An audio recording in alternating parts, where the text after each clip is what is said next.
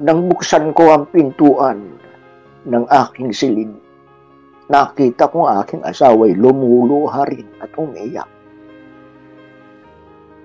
Niyakap ako ng mahigpit na mahigpit, na para bang yun na ang huling yakap niya sa akin. At muli akong tinanong, sabi, Daddy, talaga bang hindi ka mapipigil na magpabautismo? Sabi ko, Mami, hindi.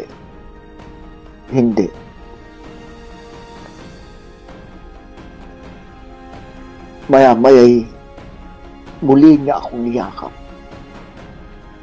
At ang sabi ng aking asawa, Daddy, sige po, payag na kaming magpabautismo ka. Pero masakit din sa amit at hindi namin kaya pala. Hindi namin kaya na ikaw ay mawala. Sapagkat kami na lang ang tanging kaaliwan, lalo't ikaw ay hindi na Iglesia ni Cristo. Nang marinig ko ang pangungusap na iyon, ay nayakap ko ng tuluyan na rin ang aking asawa at sabi ko, Ama, salamat. Salamat sa pagtugon mo sa aking panalangin. Sapagkat ang hilingin ko sa iyo, na kung maaari, huwag naman sanang masakripisyo ulit, pati ang aking pamilya. Kaya kinabukasan, nang ako po ay nagpunta na sa church sa nakatakdang bautismo, nakatayo sa gilid ng church sa bahagi ng kalsada ang napakaraming kapatid na para bang meron silang inaabangang mahalagang tao. Pati si Richard ay nakita kong nakatayo. At siya ang unang sumalubong sa akin. Sabi, Tatay, nasaan na yung mga gamit mo? Sapagkat nung sila ay nandoon at dumating ang problema, tinawagan ko sila. Tinawagan ko si Pastor at sabi ko, Pastor, iiwan ko ang aking pamilya. Saan ako pupunta? Kaya mo ba akong kupkupin? Sabi ko, Pastor. At tinugon nga ni Pastor, yung sabi, Tatay, napakasakit naman. Na dahilan sa pag-ani mo sa 70 at 20 ay iiwan mo ang iyong pamilya. Wala tayong magagawa, Pastor, kung yun ang gusto ng Diyos. Na maging kapalit ng aking paglilingkod. Subalit, salamat. Hindi niya ako natiis. At wala na pong pag-iwalay at pag-iwan ng pamilyang magaganap. Inakay ako ni Richard patungo sa loob ng ating simbahan o kapilya. Sa gitna ng simbahan ay nandoon si Brother Wency Machenso na siyang may hawak ng toga na isusuot sa akin.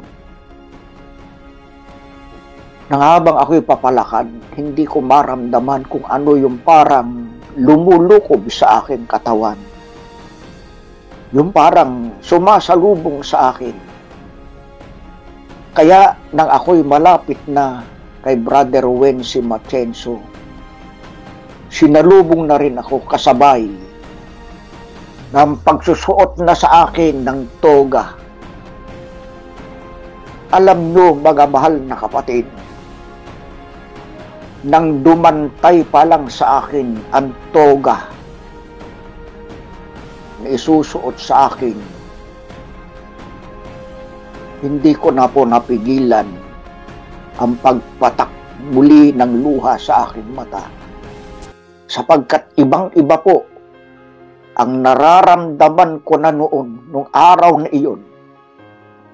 Alam ko kako niyayakap ako ng Diyos nung sandaling iyon. At nasabi ko kailanman, ako'y naging ministro at nabautismuhan din.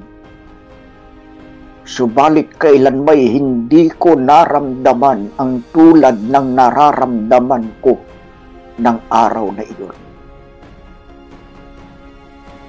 Ako ang unang inakay ni Pastor Joel Solomon sa baptistry.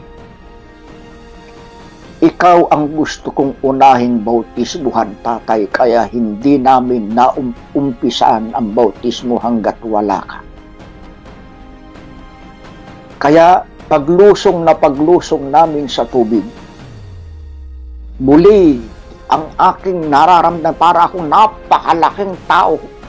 Parang napakalaki ang ulo ko at katawan. Hindi ko alam kung anong nangyayari na noon. At pagkatapos ay tila may nararamdaman si Pastor Joel Solomon sa akin, sa pagkakahawak niya sa akin, parang may nararamdaman din siyang naiibang lakas at kapangyarihan. Sabi niya, tatay, ano itong nangyayari sa atin? Sabi ko, Pastor, ituloy natin. Pero pwede ba, sabi ko, bago mo ako bautismuhan sa tubig na ito, mananalangin lang ako ulit sa Ama. Sige, tatay, sabi sa akin. Doon mismo sa tubig, ako'y lumuhod at ang aking ipinanalangin ay ang aking pamilya. Hiniling ko sa Diyos ang una, Panginoon, isunod mo ang aking asawa sa bautismo. Pagkatapos ay sinabi ko kay Pastor, tapos na po. At yun nga, binautismo ako ni Pastor Joel Solomon November 25 pala, I should say.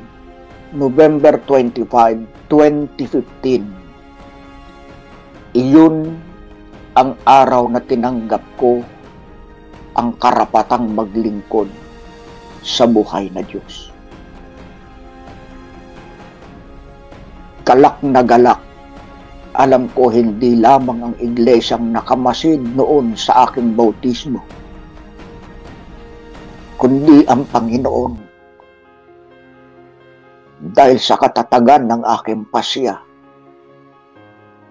na kahit muling masakripisyo ang aking pamilya, hindi na mababago ang pag-anib ko sa Seventh-day Adventist. Makalipas ang 6 na buwan, yung hiniling ko noon sa tubig, ibinigay ng Diyos, sapagkat nung ako'y kasalukuyang nagsasalita sa isang church sa bahagi ng Quezon City, tinawagan ako ni Pastor Jules Bermudez, ang pumalit kay Pastor Joel Solomon noon. Sabi niya sa akin, tatay, nandito sa bahay si nanay. Nagulat ako, bakit? Anong ginagawa niya dyan, Pastor? Hinihiling niya na siya'y mabautismuhan din. Napakabuti ng Diyos, Pastor, sabi ko. Yan ang hiniling ko sa kanya noon sa tubig. At itinakda ng Diyos ang tamang panahon, sapagkat madalas akong tinatanong ng mga kapatiran kung ang asawa ko ba ay Adventist na. Mga kapatid, mahaba-haba pa ito, subalit ang kinuha ko na lang ay yung mahahalagang tagpo kung paano ako naging Adventist. At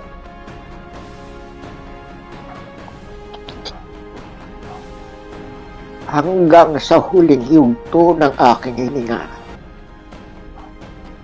sa Adventist na ako mamamatay. Hindi ko na ito iiwan.